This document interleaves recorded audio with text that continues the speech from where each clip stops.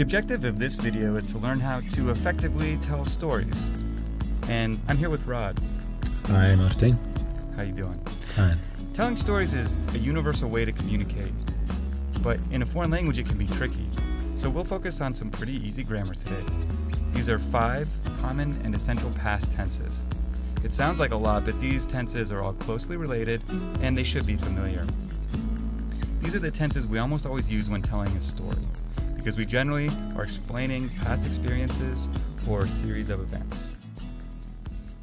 First, we'll look at the past simple and the past continuous. These are the most common and probably the most familiar past tenses to you. The past simple is really used just to explain main events in some sort of a story. Here's a few examples.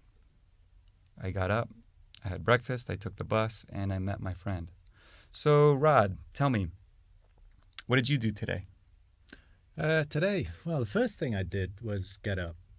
So I had a shower, I had breakfast, and I came to the university. I arrived here at about 8:30. Great. Sounds great.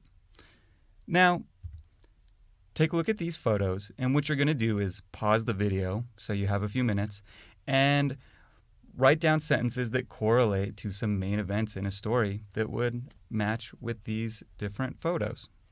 And then when you're ready, press play.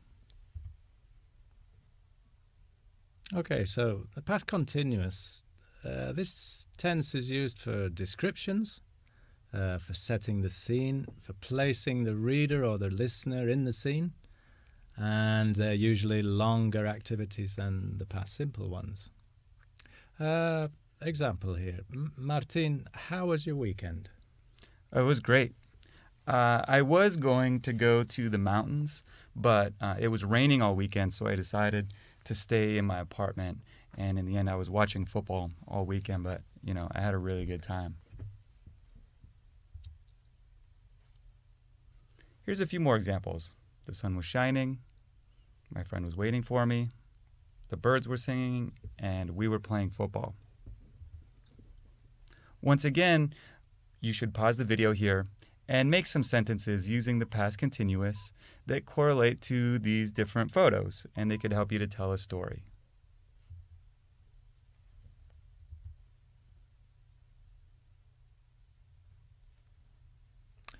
Okay. Okay. We're going to continue on now and look at some of the perfect tenses, present perfect and present perfect continuous. Also fairly familiar. The present perfect is when we're showing the results of an activity, how many times something has happened, and most commonly an event that has started in the past and continues to now and still has relevance to today.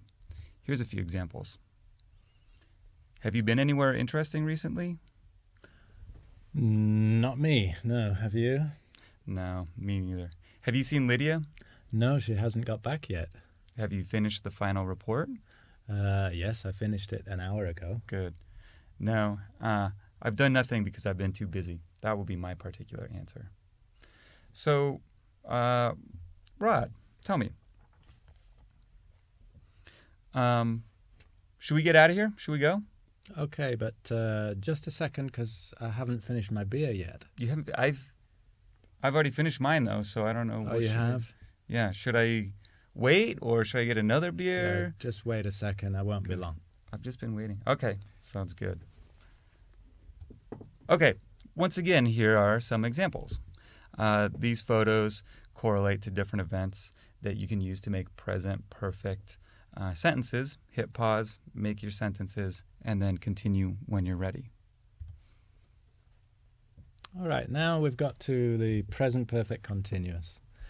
Again, this is used for recent activities which began in the past and that have not finished.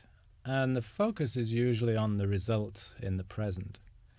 So, for example, Martin, what has he been doing recently? Oh, this guy? Yeah. He's been drinking. He's been drinking a lot. Ah, okay. That's why he can't talk to you then, right? Yeah, and that's why he's just been sitting there because... I see. I got it. He's probably not been feeling well all morning. Mm-hmm. Okay. Here's a few more examples. What have you been doing recently? I've been hiking in the Picos de Europa. Have you been studying recently? No, I've been way too stressed out to study.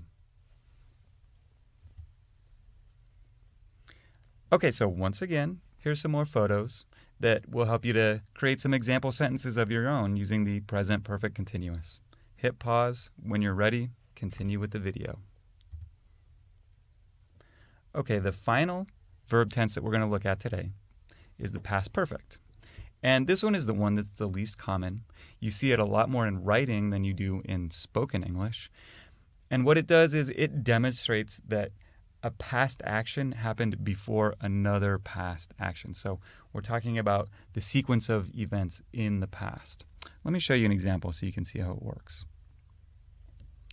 Zoe had left the party before Michael arrived. So here it's obvious to me that Zoe left the party before Michael arrived, both because of the context, but here also because of the past perfect.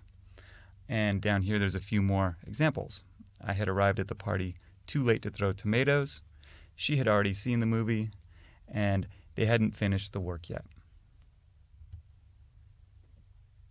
Once again, use these photos to create sentences, this time with the past perfect. Hit pause when you're ready to continue. Hit play. Okay, so here's a screen that gives you some of the form of the past perfect because it's probably the least familiar to it. If you need to study a little bit more the way that we create this form, you can hit pause here, take a look at these notes, and then when you're ready, continue. All right, that's it then. Thanks for your attention. See you later. Bye.